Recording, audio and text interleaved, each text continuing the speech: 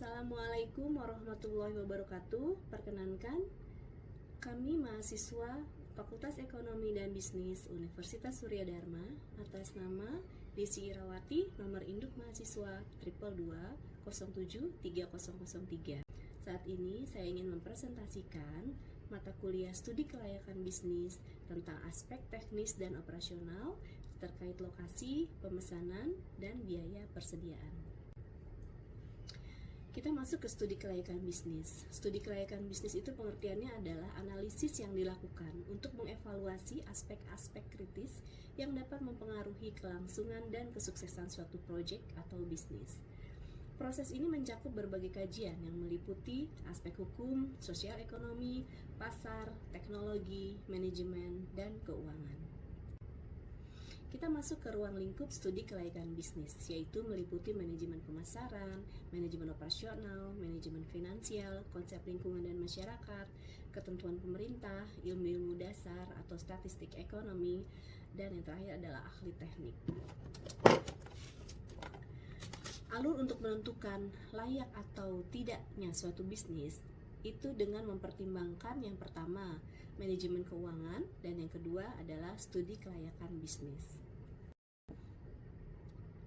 Aspek teknis dan operasional dalam studi kelayakan ini bertujuan untuk mengevaluasi apakah perusahaan memiliki kemampuan teknis yang diperlukan untuk menjalankan proyek atau usaha yang direncanakan. Aspek teknis dan operasional juga disebut dengan aspek produksi. Hal yang perlu diperhatikan dalam aspek ini meliputi masalah penentuan lokasi, pemesanan, dan biaya persediaan. Lalu kita lanjut ke yang pertama lokasi, nanti yang kedua pemesanan, lalu ketiga ialah biaya persediaan. Untuk lokasi usaha yang strategis adalah kunci sukses dari sebuah bisnis.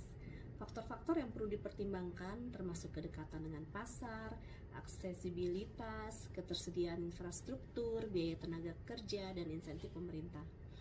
Dan metode penentuan lokasi itu bisa dilakukan secara kuantitatif maupun kualitatif. Untuk metode kuantitatif, kita biasanya menggunakan analisis data numerik seperti biaya dan volume. Sementara untuk kualitatif mempertimbangkan faktor-faktor non-kuantitatif seperti reputasi dan preferensi. Yang kedua adalah pemesanan, economic order quantity, yaitu jumlah pesanan optimal yang meminimalkan total biaya persediaan. Komponen-komponennya adalah komponen biaya persediaan meliputi biaya pemesanan dan biaya penyimpanan. Yang kedua, asumsi dasar EOQ adalah permintaan konstan, biaya pemesanan dan penyimpanan tetap, serta tidak ada diskon kuantitas. Lalu yang ketiga, rumus EOQ dapat digunakan untuk menghitung jumlah pesanan optimal yang dapat meminimalkan biaya persediaan. Kemudian kita masuk ke biaya persediaan atau total inventory cost atau TIC. Di dalamnya itu meliputi ada biaya pemesanan, biaya penyimpanan, biaya kekurangan persediaan, dan biaya keusangan. Di mana total biaya yang terkait dengan pengelolaan persediaan termasuk biaya pemesanan, biaya penyimpanan, biaya kekurangan persediaan, dan biaya keusangan. TIC dapat diminimalkan dengan mengoptimalkan EOQ, manajemen persediaan yang efisien, dan perkiraan permintaan yang akurat.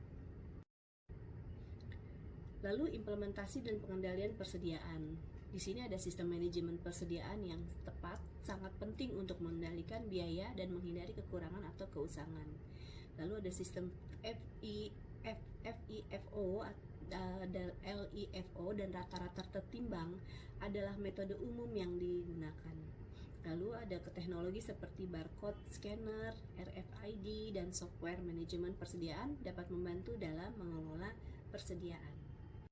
Demikian presentasi dari saya. Terima kasih. Wassalamualaikum warahmatullahi wabarakatuh.